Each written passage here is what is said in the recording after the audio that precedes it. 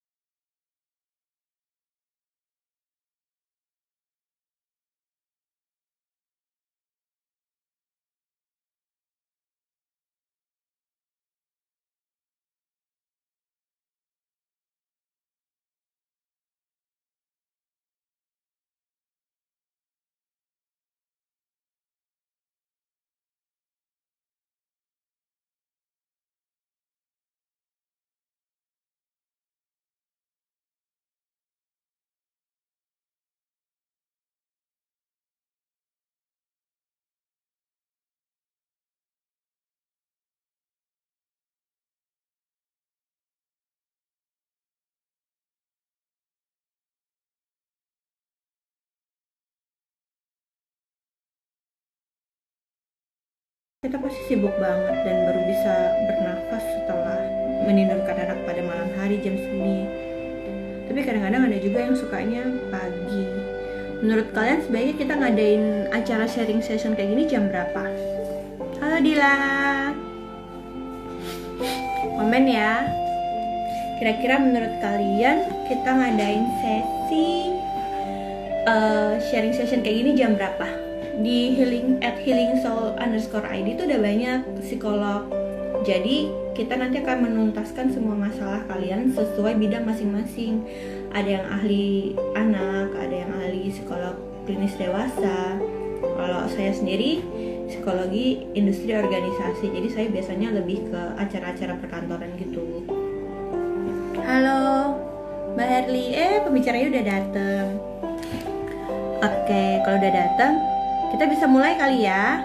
Aku mulai perkenalan dulu setelah ini. Aku matiin dulu musiknya karena masa tunggunya sudah selesai. Oke. Assalamualaikum warahmatullahi wabarakatuh. Selamat malam dan salam sejahtera untuk kita semuanya. Shalom, Om Swastiastu, Namo Buddhaya, salam kebajikan. Terima kasih buat para bunda, ayah, orang tua yang telah hadir pada IG Live at Healing Soul malam ini. Semoga bunda dan keluarga senantiasa diberi kesehatan oleh Allah Subhanahu wa taala. Amin ya. Perkenalkan, saya Yarmani atau biasa dipanggil Aji. Saya adalah seorang psikolog industri organisasi yang saat ini sedang bekerja di Kementerian ESDM. Saya akan memandu sesi sharing pada malam ini tentang bagaimana agar kita para orang tua dapat lebih memahami perkembangan anak pada usia dini, termasuk mengenai perkembangan fisiknya, perkembangan motoriknya, bagaimana perkembangan kognitif, perkembangan bicara dan bahasa, serta kemampuan psikososialnya agar perkembangan anak itu bisa lebih optimal di masa-masa golden age ini. Nah, sebelum kita mulai, saya mau nyampain lagi ya tentang @healingsoul_id itu IG apaan sih gitu kan. Jadi, @healingsoul_id itu merupakan layanan kesehatan mental yang fokusnya untuk membantu menyembuhkan, memberikan insight, pencerahan gitu, maupun mengembangkan kesehatan mental. Kami juga menyediakan sesi konsultasi dengan psikolog-psikolog yang berlisensi sesuai dengan bidang dan keahliannya masing-masing. Jadi nggak usah khawatir, kita semua punya lisensi di @healingsoul_id. Buat teman-teman, ibu-ibu, bapak-bapak yang membutuhkan konsultasi lebih lanjut, bisa follow ya IG @healingsoul_id dan DM aja. Di situ juga ada kontak kita, ada line kita di situ. Jadi bisa konsul dulu secara online. Oke. Nah, malam ini kita akan membahas tentang perkembangan anak pada usia dini oleh narasumber kita yang sudah hadir tadi di awal-awal. Beliau adalah seorang psikolog klinis anak dan remaja lulusan dari Universitas Padjadjaran Bandung. Beliau punya pengalaman banyak sebagai psikolog rekanan pada berbagai macam konsultan, dan beliau juga merupakan konselor pada Counselor, itu konseling berbasis online gitu. Beliau pun bisa ditemui dalam praktik pribadi maupun di Biro Psikologi Rumah Cinta Bogor. Oke, mari kita sambut Ibu Herli. Saya add ya. Tungguin dulu. Halo yang baru bergabung. Assalamualaikum Ibu Herli, apa kabar? Waalaikumsalam warahmatullahi wabarakatuh. Kedengeran nggak Mbak Sehat suaranya? Ibu? Kedengeran, Alhamdulillah. Alhamdulillah. Sehat Mbak? Alhamdulillah sehat-sehat ya Bu. Sehat. Oke, saya pemateri kita sudah hadir nih di hadapan kita semua. Saya jelasin aturannya dulu ya. Acara malam ini itu terbagi menjadi 3 sesi. Durasinya 1 jam sampai jam 9 aja karena habis itu kita ngantuk dan harus tidur. Yaitu sesi pertama, Ibu Herdi akan memaparkan materinya selama kurang lebih 10-15 menit. Karena kan pasti banyak nih sesi diskusinya Bu. Karena banyak yang masuk pertanyaannya lewat DM. Jadi kita lebih banyakin di sesi tanya jawab aja.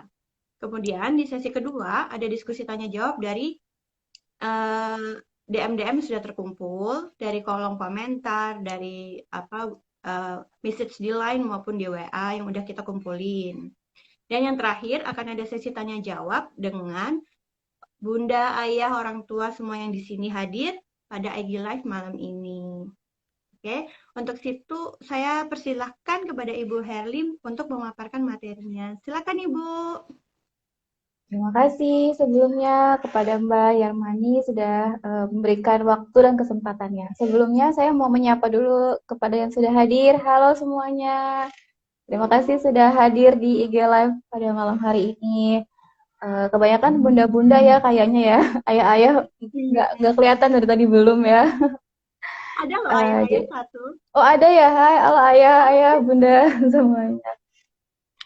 Jadi malam ini kita sharing bareng-bareng ya tentang perkembangan anak usia dini. Kenapa anak usia dini? Karena usia-usia segitu tuh memang sedang menjadi tonggak perkembangan mereka untuk masa selanjutnya gitu. Jadi fase-fase penting ini kita perlu perhatikan gitu ya. Bahkan kalau dari sisi fisiknya sendiri dari program semenjak masa konsepsi itu sudah harus kita pikirkan gitu ya. Kita mau karena kan membentukkan anak itu juga ada pengaruh gen ya Mbak ya. Jadi sejak masa kita memilih calon ayah dan calon ibu pun itu sudah dipikirkan gitu. Kita mau membentuk anak tuh kayak apa, berarti harus cari pasangan yang kayak apa gitu. Jadi penting ini menjadi tonggak dasar. Jadi karena ada hal-hal yang memang nantinya tidak bisa diubah, tapi ada beberapa yang bisa kita upayakan kejar. Karena fase-fase anak usia dini itu fase yang paling cepat perkembangannya. Perkembangan itu kan sebenarnya sepanjang hidup dari mulai dari kandungan sampai dia lansia. Tapi yang paling cepat itu fasenya tuh fase usia dini. Kalau udah SD aja tuh udah agak lebih lambat dibandingin fase usia dini SMP, SMA, apalagi fase-fase dewasa lansia itu udah semakin lambat gitu. Seperti itu. Jadi sekarang kita mulai sedikit tentang perkembangan ini secara umum aja. Jadi malam ini kita fokusnya pada pertumbuhan dan perkembangan. Sebenarnya apa sih pertumbuhan dan perkembangan itu? Pertumbuhan itu biasanya lebih dikaitkan secara kuantitatif atau perubahan dalam bentuk yang bisa kita hitung atau bisa kita lihat secara kasat mata gitu ya. Misalnya pertambahan tinggi badan, pertambahan berat badan, pertambahan lingkar kepala gitu. Itu semuanya termasuk dalam bertumbuh. Jadi anak itu bertumbuh dari dia dalam kandungan, dia lahir bayi, terus sampai dia dewasa, sampai dia lansia, dia bertumbuh secara kuantitatif, tumbuh gitu ya. Nah, kemudian kalau untuk perkembangan itu lebih ke perubahan, lebih secara hal-hal yang secara struktur, secara organisasi itu menuju kematangan. Jadi itu dua hal yang saling melengkapi. Kalau ke perkembangan itu ada hal-hal yang memang nantinya semakin lama semakin matang gitu, semakin bisa dilihat secara kualitatif. Misalnya bahasa, terlihat ya dari bayi hanya baru bisa menangis gitu. Terus semakin dia dewasa, semakin dia berkembang, dia mulai bisa satu kata, mulai bisa dua kata, terus dan semakin dia dewasa semakin berkembang. Itu masuknya ke perkembangan. Jadi pertumbuhan dan perkembangan ini dua aspek yang penting menjadi perhatian bagi para ayah bunda. Nah, kemudian perkembangan ini secara garis besar itu terbagi menjadi tiga. Ada perkembangan fisik, ada perkembangan kognitif, dan ada satu lagi itu perkembangan psikososial. Jadi ini tuh secara garis besar, tiga perkembangan secara garis besar. Nanti ketiga ini itu mereka berinteraksi lagi, menghasilkan perkembangan lebih spesifik lagi. Jadi nanti dibagi lagi menjadi dalam lima aspek. Pertama perkembangan fisik, terus yang kedua perkembangan motorik. Nah, perkembangan motorik ini perpaduan antara perkembangan fisik dengan kognitif, interaksi gitu ya.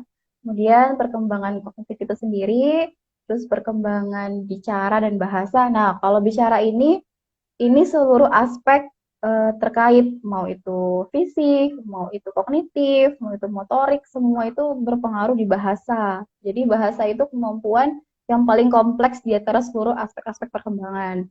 Kemudian yang terakhir juga yang penting juga perkembangan sosial seperti itu. Kita bahas satu-satu sedikit ya Mbak ya. Perkembangan fisik. Nah, perkembangan fisik itu sendiri akhirnya mirip dengan pertumbuhan tadi yang bisa kita pantau secara fisik gitu ya, pertambahan tinggi badan, pertambahan berat badan, pertambahan lingkar kepala gitu. Dan khas khas dari pertumbuhan fisik ini ialah tidak bisa kita gegas atau tidak bisa kita buru-buru. Misalnya, kita paksa bayi usia 3 bulan untuk berhasil toilet training, itu nggak bisa. Atau misalnya kita paksa bayi baru lahir udah bisa jalan, nah itu nggak bisa. Itu jadi ada apa ya, ada waktu-waktu yang memang tidak bisa kita paksakan gitu, karena pertumbuhan fisik ini, aspek fisik ini dia memang ada waktunya dia matang gitu, seperti itu ya. Kemudian perkembangan motorik. Nah, perkembangan motorik ini terbagi dua, ada motorik kasar dan ada motorik halus. Motorik kasar itu berkaitan dengan otot-otot besar, otot-otot dan juga sebagian seluruh anggota tubuh dia berkoordinasi membentuk suatu gerakan. Makanya motorik ini perpaduan antara fisik dan kognitif. Contoh motorik kasar itu misalnya kemampuan berlari, menendang gitu ya.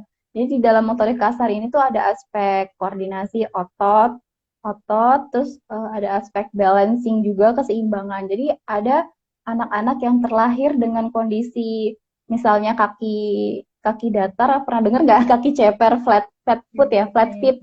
Nah itu biasanya berpengaruh keseimbangan. Kalau udah ngaruh ke keseimbangan, nanti ngaruh lagi aspek yang lain gitu Mbak. Nanti kita bahas di belakang. Seperti itu. Terus yang kedua motorik halus. Nah, motorik halus ini apa ya? Motorik apa aspek yang melibatkan otot-otot yang lebih halus lagi gitu, koordinasi yang lebih membutuhkan lebih banyak sel-sel saraf yang terlibat gitu ya, kayak misalnya menggunakan pensil, memindahkan memindahkan dari satu titik ke satu titik yang lain menggunakan telunjuk dan ibu jari gitu, itu motorik halus ya, meroncek, menggunting gitu membutuhkan kerja-kerja lebih halus lagi tuh. Kemudian itu udah tiga ya, fisik, motorik kasar dan halus. Terus yang ketiga motorik aspek kognitif. Nah aspek kognitif ini lebih ke kemampuan dia memproses memproses apa ya, memproses daya nalar dia adalah daya pikir dia. Jadi potensi dia untuk menalar, mencerna apa ya, masukan-masukan informasi dari luar itu diolahnya itu di kognitif. Itu perkembangan kognitif.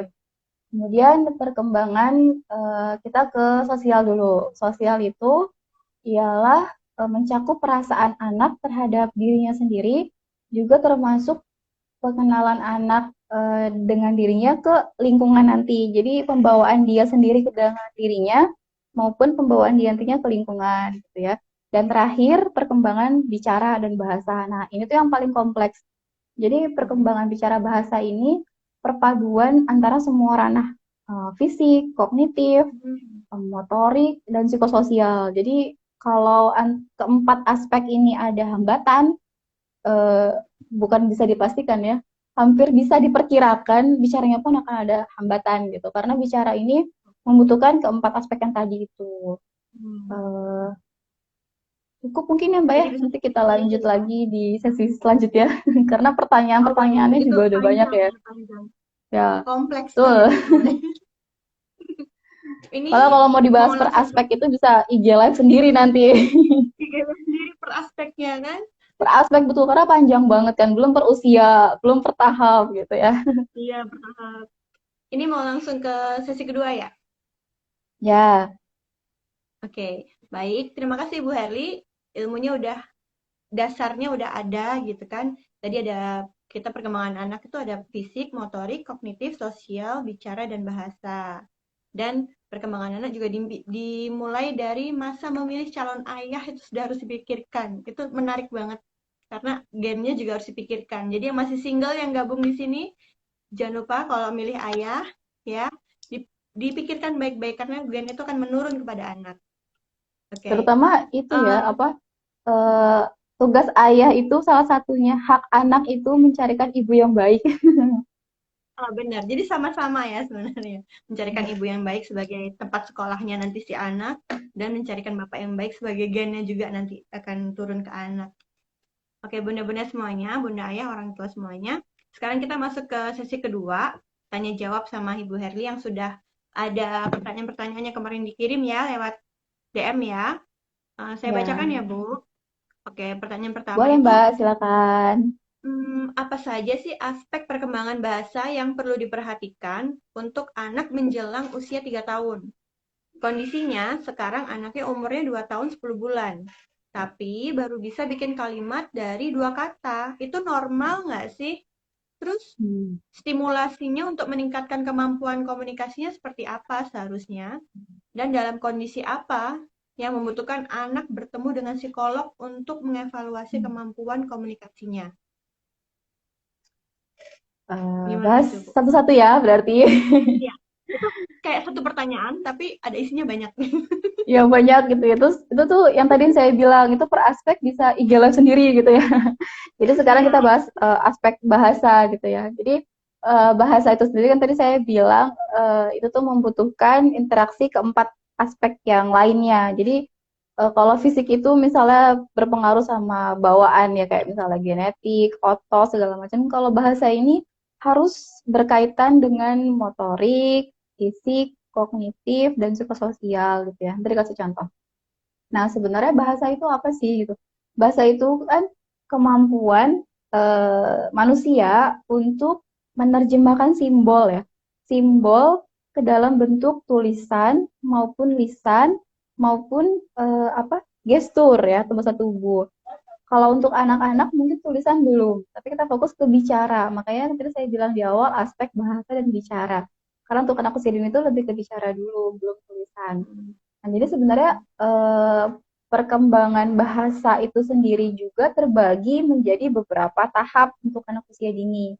Jadi 0 sampai 1 tahun itu di tahap pralinguistik atau prabahasa. Nah, biasanya di usia ini itu belum nampak suatu huruf, suatu apalagi kata, apalagi kalimat itu belum. Jadi baru berupa suara. Jadi anak itu berkomunikasi dengan dunia luar, dengan ayah bundanya, dengan siapapun yang ada di sekitar dia itu dengan suara yang paling keciri itu apa? Nangis ya. Kalau anak bayi itu pasti nangis kan. Dia nggak, dia pokoknya lapar nangis, kesepian nangis gitu ya, pipis nangis gitu. Karena itu cara dia berkomunikasi. Itu yang disebut dengan dan nangis pun paralinguistik. ada 5 bahasanya juga kan, Bu. Nangis buat pup seperti apa? Nah, Nangis kalau benar orang itu tua terpanjang seperti lagi. apa? Ada panjang lagi ya Mbak ya gitu. Jadi Panjang usia lagi jadi betul. itu namanya 0 sampai 1 tahun. Satu Itu tahun. pralinguistik gitu ya. Jadi memang masih fokus itu baru suara aja gitu. Jadi kalau kita anak kita kok nangis terus ya gitu, kita harus syukuri dulu gitu. Alhamdulillah dia bisa komunikasi.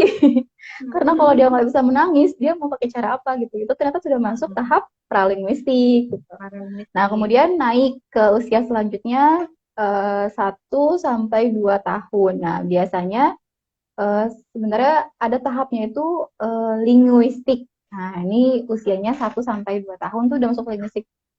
1 sampai sebenarnya linguistik itu masuk ke dalam sampai 5 tahun sebenarnya, tapi dibagi-bagi lagi gitu ya, linguistik 1 sampai 2 tahun. Biasanya sudah mulai bentuk kata, tapi terbatas. Jadi biasanya bukan target ya, normalnya anak usia sampai 2 tahun itu sudah bisa mengucapkan 1 sampai 2 kata. Nah, itu. Tadi kan usianya berapa? 2 tahun Tiga, 10 bulan.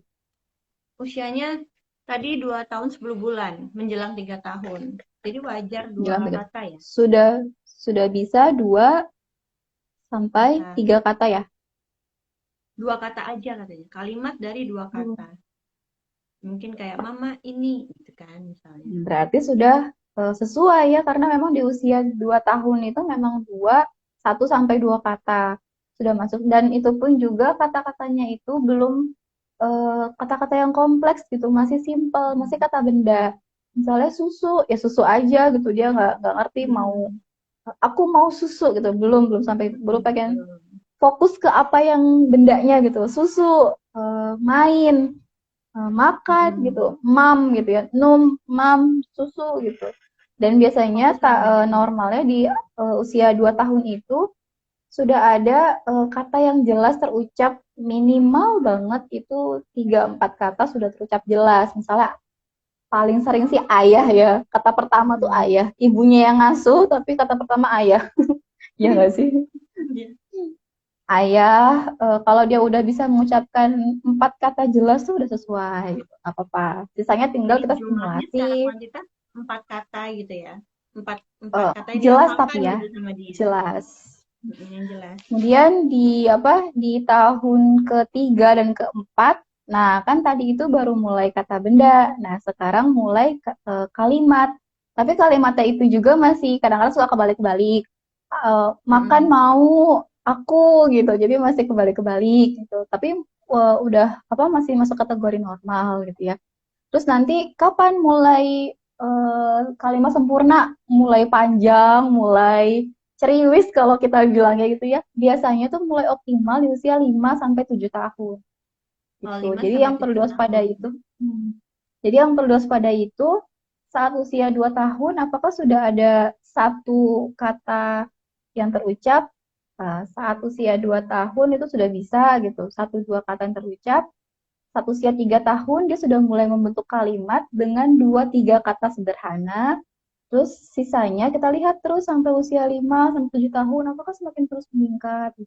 Karena tadi kemampuan bicara itu kan perpaduan semua aspek. Jadi Mm-mm. kadang-kadang kalau kita mengevaluasi bahasa, kita perlu cek juga motoriknya gitu. Dia stimulasi belum, kemampuan motorik kasarnya, kemampuan motorik halusnya. Itu sangat berpengaruh gitu ya dengan kemampuan-kemampuan bicara itu. Jadi kalau misalnya sekarang udah mulai kelihatan nih, oh udah sesuai keluar kata-katanya sesuai tadi usia yang saya sebutkan di tadi, tinggal di stimulasi. Stimulasinya itu jangan hanya fokus pada sekedar kata gitu ya, tapi juga distimulasi semua aspek motoriknya, kognitifnya, semuanya juga harus distimulasi semua aspek itu. Nanti otomatis akan meningkat juga kemampuan bicaranya. Seperti itu sih. Ya, jadi yang 4 dasar fisik, motorik, kognitif, sosial harus lulus dulu ya, baru dia meningkat sendiri untuk perkembangan bahasanya. Ya, jadi bareng-bareng gitu ya. Apa sih kalau Bareng-bareng. melangkah itu semuanya diajak gitu. Jangan ada satu aspek yang ketinggalan di belakang. Jadi bareng-bareng. Oke, Jadi yang aspek berikutnya ya. simulasinya itu bareng-bareng gitu Oh iya, benar-benar benar. Harus semuanya berjalan bersama, nggak boleh ketinggalan gitu. bersama. Iya, kalau satu Yang aja ketinggalan biasanya nanti terhambat yang juga satu di juga aspek yang terhambat. lain gitu. Benar-benar. Berikutnya ya Bu ya. Ya, Nomor 2, kita lanjut. tumbuh kembang anak itu apa sih artinya? Tumbang biasanya orang-orang bilang kan. Saya sebenarnya Tumbang, nggak suka sama istilah tumbang, tapi yang sudah beredar tumbang. tumbuh Tumbuh kembang. kembang Iya, anak itu apa sih? tumbuh kembang. Lalu bagaimana cara orang tua, pengasuh, maupun orang-orang di sekelilingnya dalam mendampingi tumbuh kembang anak? Dampak gadget itu bagi tumbang anak tuh gimana, Bu? Terus hal-hal yang Hmm. mempengaruhi jam tidur anak tuh bagaimana? Ini Oh, ini satu kalimat pertanyaannya ada 3 kayaknya. ada banyak ya. Dan apa? Dan ada yang nggak berkaitan juga. Tapi kalau Iya, kita bahas satu-satu. Tumbang. Tadi saya udah sempat bahas di awal ya Mbak ya tentang iya, tumbuh iya, kembang Mam. tadi sedikit. Kalau pertumbuhan itu perubahan secara kuantitatif, kita bisa lihat secara kasat mata. Oh tambah tinggi nih anaknya, oh tambah besar berat badannya, tambah besar lingkar kepalanya. Itu dia sudah mengalami pertumbuhan. Jadi pertumbuhan itu sesuai usia. Ada memang otot-otot yang memang matang di usia sudah tentukan gitu ya. Jadi kita nggak bisa gegas buru-buru kalau yang aspek tumbuh ini. Memang dia ada fasenya gitu.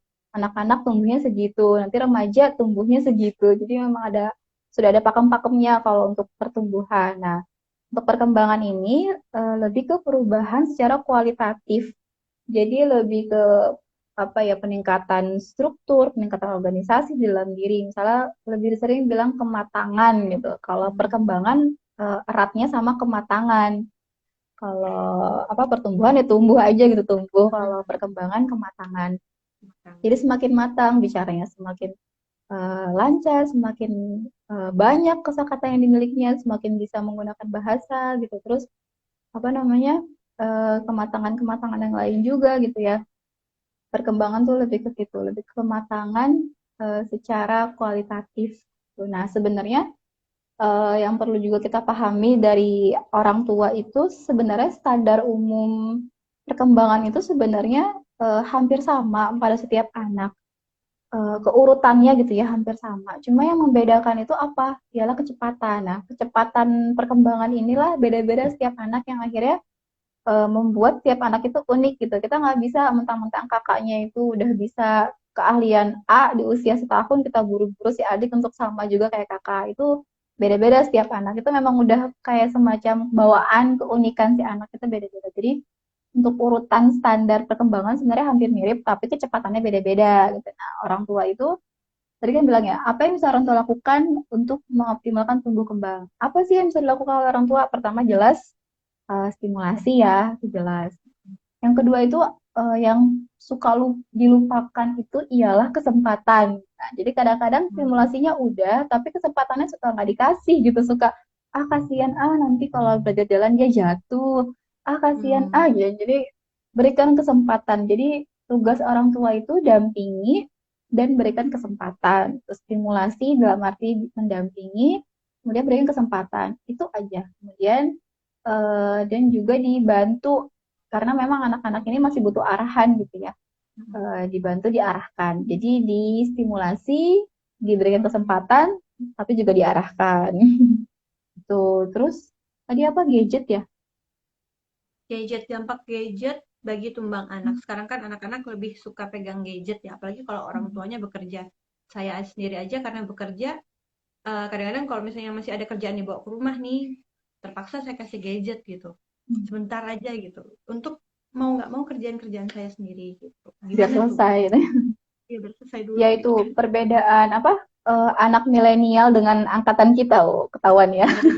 Kalau anak milenial itu kita tidak bisa memisahkan gadget itu sendiri ya, karena mereka dari mereka baru lahir juga udah langsung lihat HP, direkam gitu.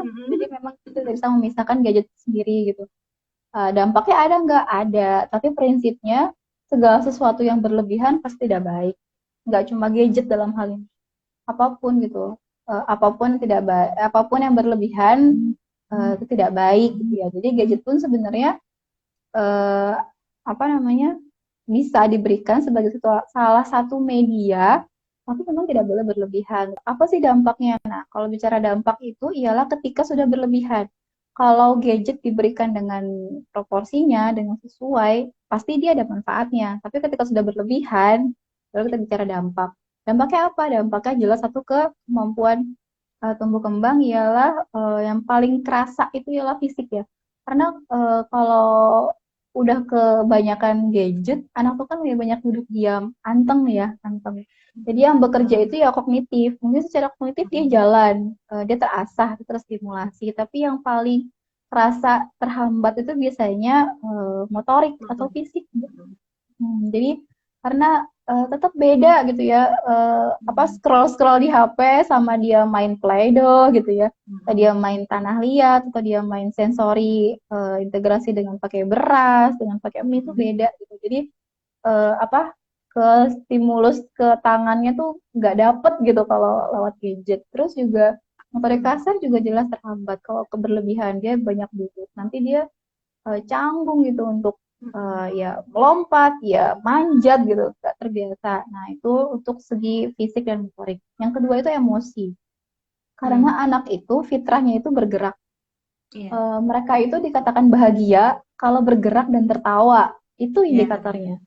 Kalau anak kita tiba-tiba diem, murung gitu ya, itu ada indikasi apa gitu ya? Apakah dia sakit, apakah dia lapar, apa dia lagi sesuatu. Tapi kalau anak kita sedang tidak bergerak normal, tidak berlebihan juga ya, tidak bergerak normal dan dia tidak bahagia, tidak tertawa, itu ada sesuatu gitu.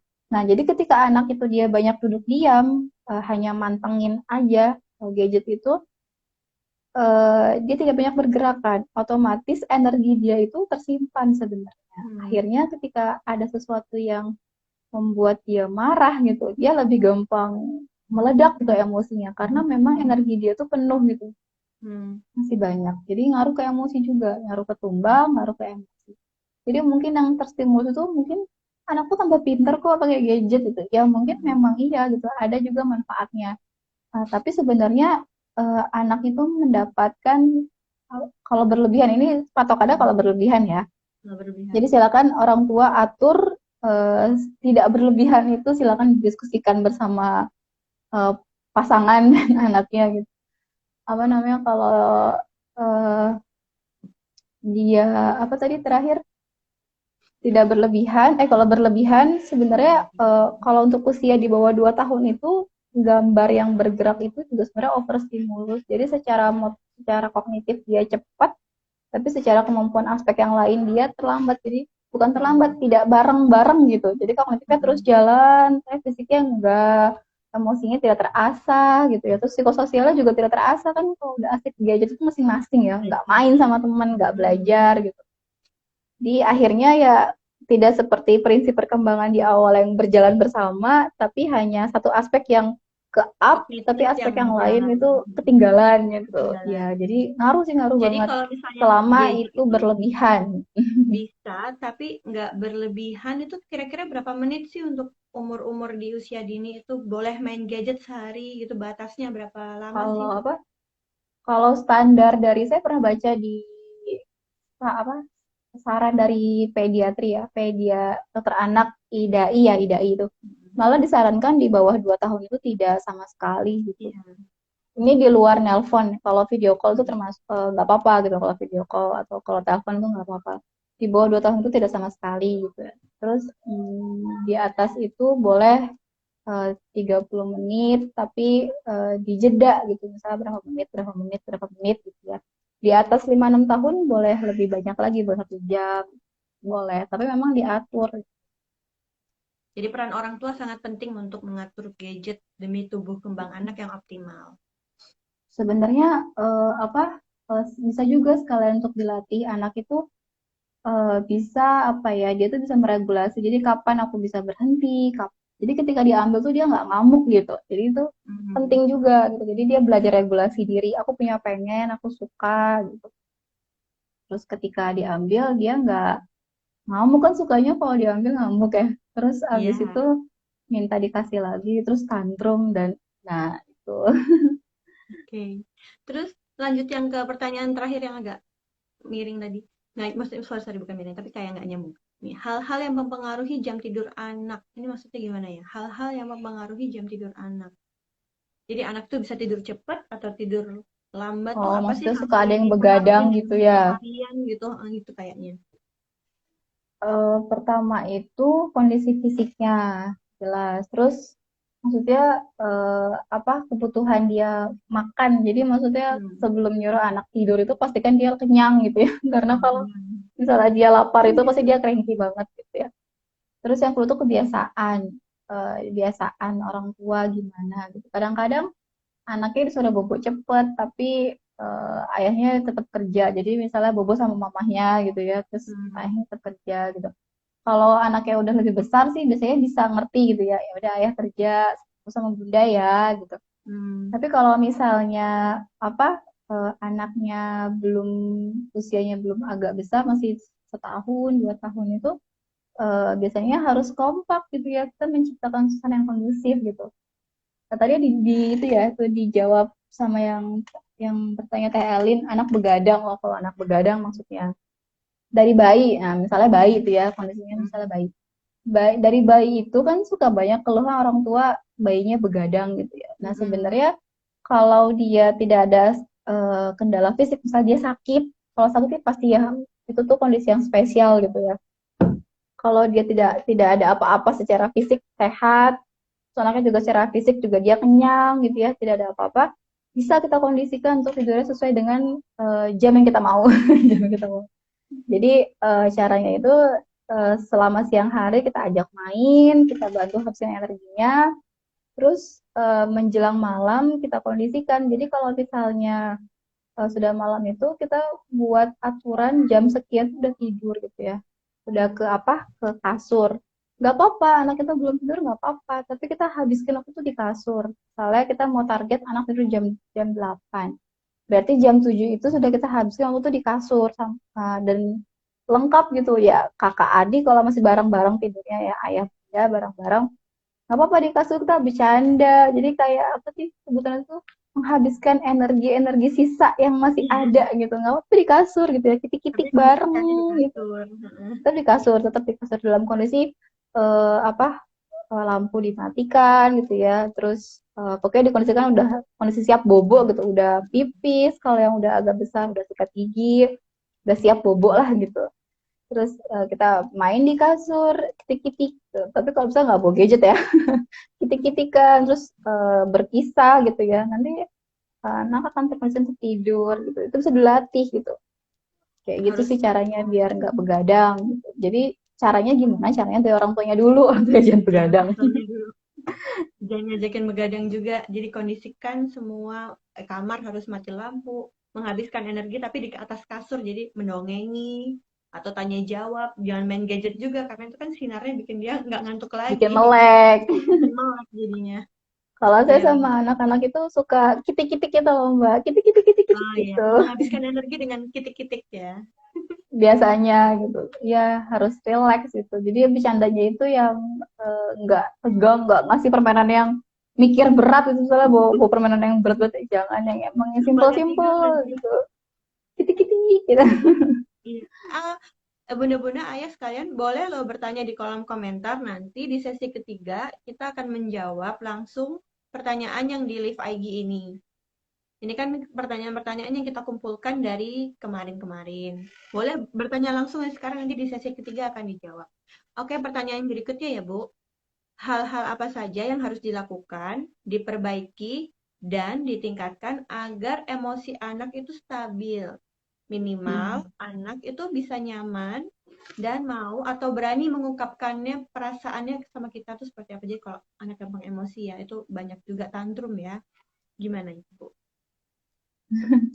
Kalau apa? Kalau ngomongin tantrum ini akhirnya nggak bisa lepas dari usia. Jadi kalau mbaknya hadir atau bundanya hadir mungkin bisa menjawab usia berapa. Tapi mungkin saya kasih gambaran. Jadi sebenarnya ada fase-fase memang anak itu sedang normal tantrum gitu ya. Nah, biasanya tuh di usia 18 bulan dimulainya. Walaupun beda-beda. Cuma biasanya 18 bulan sampai 2 tahun itu dimulai fase tantrum. Nah, sebenarnya sebagian orang tua itu mendapati fase mendapat ya, menilai atau menyikapi tantrum itu negatif gitu ya. Sebenarnya enggak, sebenarnya itu fase perkembangan normal untuk usia anak 18 bulan sampai 2 tahun dimulainya tantrum itu usia normal.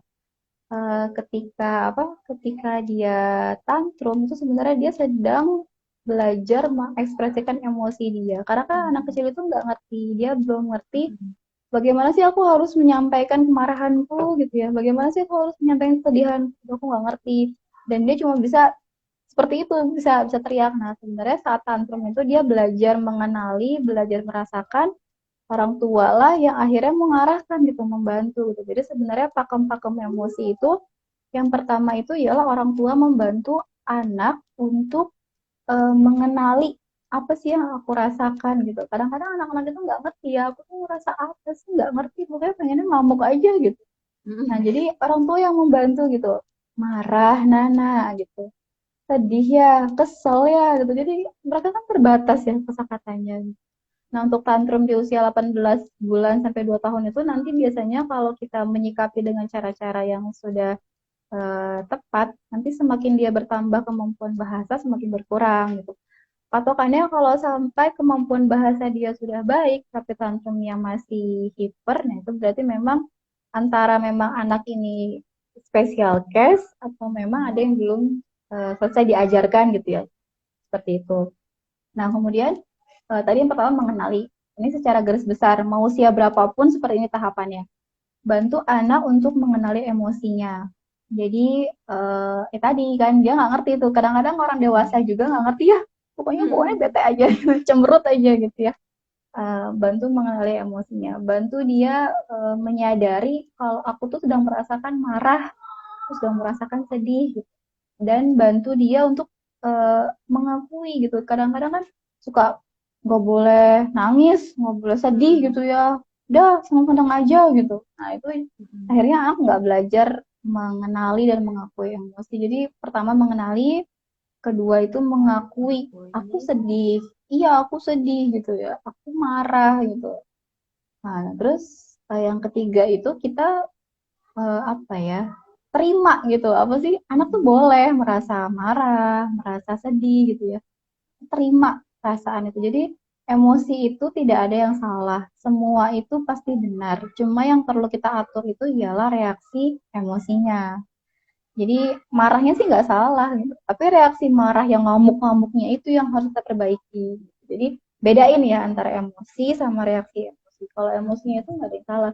Dia marah dia nggak salah. Dia sedih dia nggak salah gitu tuh sebagai dia tuh human being gitu. Manusia gitu ya punya perasaan marah, sedih gitu. Tapi reaksinya itu yang harus kita perbaiki. Nggak ngamuk-ngamuk, nggak teriak-teriak gitu.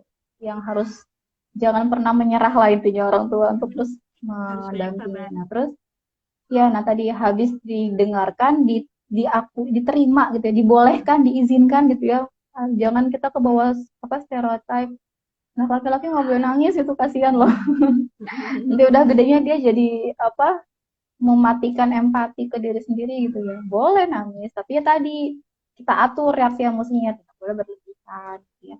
Nah, kemudian setelah itu kita bantu dia untuk memberikan nama. Tadi kan kita bantu kesel ya gitu. Terus kita kasih itu namanya kesel deh. Kesel itu seolah-olah tuh kita tuh bawaannya tuh pengennya tuh teriak-teriak. Itu namanya kesel deh. Kita bantu gitu karena kan dia nggak ngerti. Nah, setelahnya itu kita bantu untuk tadi reaksinya itu seperti apa sih. Jadi kalau adek lagi marah, adek harus gimana dong ya, Bun gitu. Kita bantu. Adek kalau lagi marah, coba sini Ade duduk dulu, tenangin diri, tarik nafas gitu ya, untuk usia ya.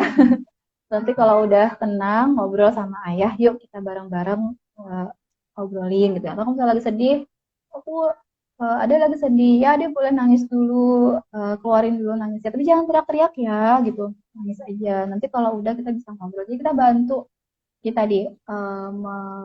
menyadari, mengakui, terus apa mendengarkan, maksudnya kita mengizinkan gitu ya, Ya, terus mengizinkan. memberikan nama untuk dia akhirnya dia jadi punya tambahan kosakata, oh ini tuh marah, oh iya ini marah gitu. Terus yang terakhir itu membantu memberi batasan boleh reaksinya tuh kayak apa gitu. Beri batasan reaksinya. Jadi kalau misalnya anaknya masih belum mengerti kata-kata, mungkin kita bisa sebagai orang tua bisa pakai cara memeluk aja gitu sepertinya. Ya Gimana? bisa, tapi dari belakang ya. Iya Kadang-kadang dari maksudnya belakang. kalau anaknya lagi ngamuk jangan peluk dari depan, Mhm. nanti kita Mhm. kena tangan atau apanya gitu, kita peluk dari belakang gitu. Saya juga kalau menghadapi anak yang ngamuk itu yang lagi tantrum itu saya peluknya dari belakang gitu. Karena kalau dari depan itu nanti bisa-bisa kita dicakar, kita didorong, kita ditonjok gitu. Bahaya dari belakang. Iya.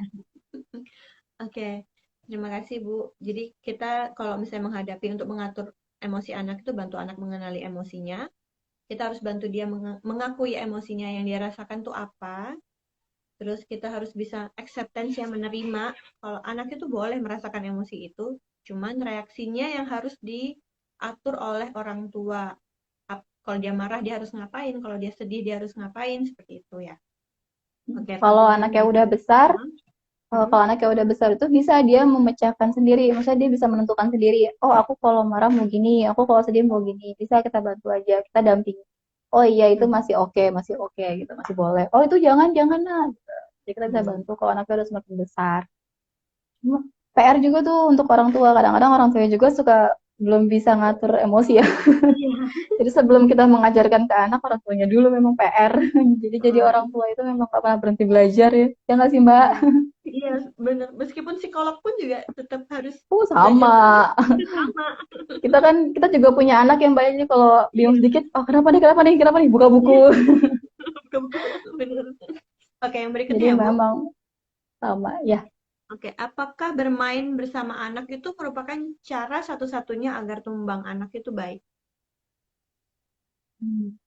Oh iya tadi Era lebih ke stimulasi ya. Jadi Mm-mm. eh, apa ya, cara menstimulasi tumbuh kembang anak itu sebenarnya nggak perlu agenda khusus-khusus banget sebenarnya. Tapi kalau misalnya kita mampu secara waktu, secara kemampuan finansial itu lebih baik. Cuma sebenarnya dengan kita memanfaatkan kegiatan sehari-hari juga sebenarnya bisa gitu. Kayak misalnya kita melibatkan anak dari mulai bangun tidur, kita libatin. Ayo siap-siap kamar mandi, belajar sikat gigi sendiri, belajar apa sendiri itu bisa. Nah sebenarnya apakah bermain menjadi salah satunya cara?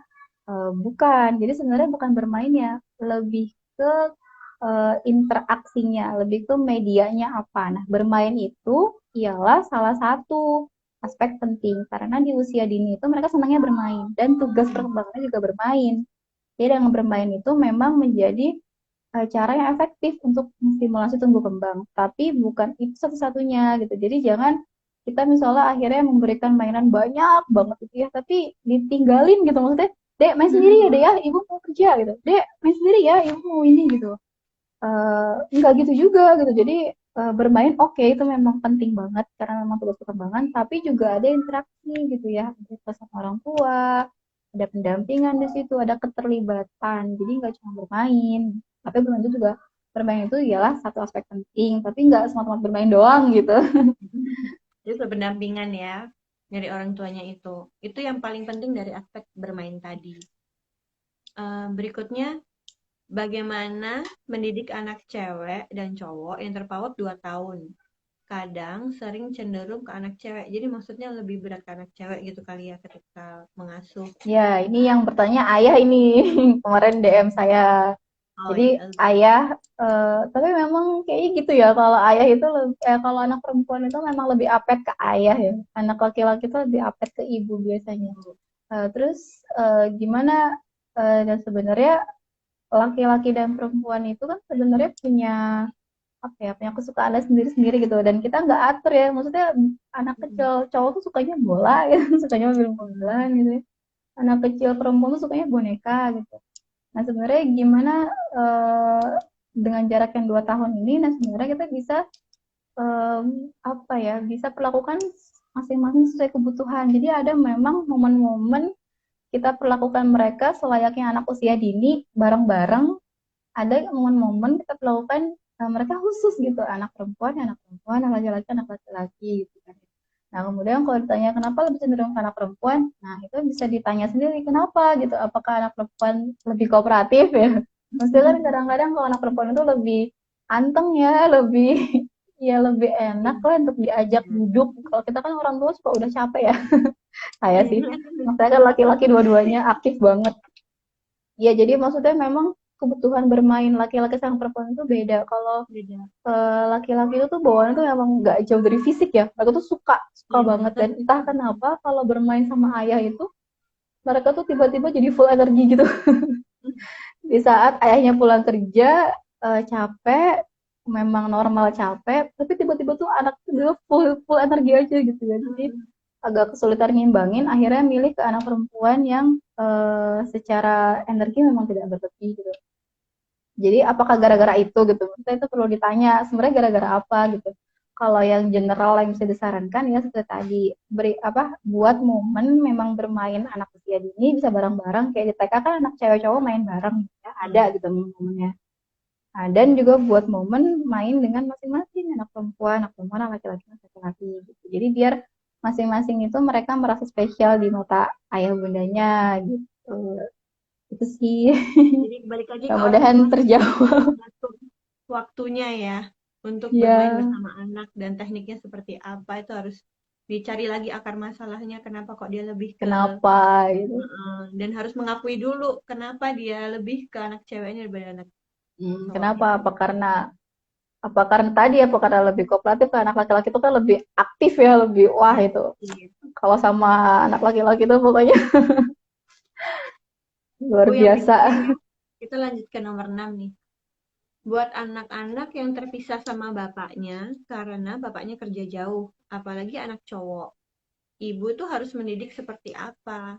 Terus, jika usia kakak dan adik terpaut 4 tahun lebih, dan kakaknya seperti ada rasa cemburu harus gimana? Kakaknya cowok, adiknya cewek. Dan akhir-akhir ini, kakak jadi suka teriak-teriak ke ibunya. Balik lagi. Jadi gimana sih caranya supaya kakaknya nggak iri dengan adiknya dan tumbuh dengan baik walau sosok ayahnya tuh jauh. Jadi cuma sama ibu. Sama ibu ya. Iya, apa, kadang-kadang memang kita tidak bisa memilih ya. Jadi maksudnya kondisinya itu memang harus ayah harus di luar kota, atau misalnya ayah harus di luar pulau bahkan ya. Memang nggak bisa setiap hari ketemu gitu ya. Sebenarnya yang perlu digarisbawahi dari interaksi ayah sama anak ini ialah apa ya, kelekatan gitu ya. Jadi sebenarnya untuk kondisi orang tua yang LDR itu, terutama ayah, memang akhirnya ada sebuah usaha yang harus dikerjakan lebih dibanding dengan ayah yang tidak LDR dengan anak-anaknya gitu. Jadi kalau misalnya ayah-ayah yang lain itu selama kerja misalnya nggak megang handphone gitu ya, so ntar pas pulang bisa kok full ke anak gitu ya. Nah kalau yang LDR ini akhirnya ada alternatif cara lain yang membutuhkan usaha lebih, effort lebih dibanding ayah yang tidak LDR. Misalnya mau nggak mau dia memang harus meluangkan waktu di saat-saat kerja itu, ada waktu-waktu emang dia bisa dikontak sama anaknya. Jadi kalau anaknya sudah semakin besar itu kan sudah bisa mengkontak sendiri ya. Jadi ketika sang ayah itu lama membalas, itu anak akan sedih gitu ya. Jadi sebenarnya yang perlu dibangun ketika ayah dari jauh itu ialah anak tetap merasa ayah itu ada dan hadir. Jadi sebenarnya ini PR juga, banyak juga ayah yang nggak LDR, tapi itu kayak nggak ada gitu. Jadi sebenarnya yang perlu digarisbawahi itu ialah anak itu merasa bahwa ayah itu ada, ayah itu hadir. Nah, ketika tidak bisa hadir secara fisik, gimana caranya gitu? Tetap harus eh, apa ya? Tetap harus dibangun bonding itu Bangun dengan attachment-nya. cara apa bantuan telekomunikasi yang alhamdulillah sekarang udah mulai canggih gitu. Dan memang harus ada keikhlasan hati ayah untuk kita di effort lebih gitu. Jadi dari awal ketika sudah tahu akan LDR, akan jarak jauh, ayah sama ibu sama-sama backup gitu ya. Maksudnya ayah pun ikhlas hatinya untuk tanda kutip lebih sering dengan gadget karena memang mau nggak mau, dan lebih sering tanda kutip ya direcokin lagi kerja, di telepon lagi kerja, di karena itu konsekuensi gitu kalau mau terlibat. Beda sama ayah yang pulang ke rumah setiap hari kan bisa nanti gitu ya misalnya. Dan ibu pun juga walaupun ayah tidak hadir secara fisik, tapi ibu bantu untuk kondisikan hadir ayahnya gitu. Misalnya ih hari ini tadi ayah telepon pagi-pagi katanya tolong beliin donat. Itu kan kesukaan ade gitu. Ayah inget loh kesukaan ade. Jadi ibu tuh juga membantu eh, membangun bonding itu gitu. Jadi mengkondisikan bahwa ayah itu perhatian. Ayah itu inget loh sama ulang tahun ade gitu kan, sama kakak. Ayah tuh tahu warna kesukaannya. Misalnya tiba-tiba, ini ada hadiah tadi ayah telepon ibu minta beliin pensil baru gitu misalnya. Perhatian-perhatian kecil itu kalau kalau misalnya ayahnya agak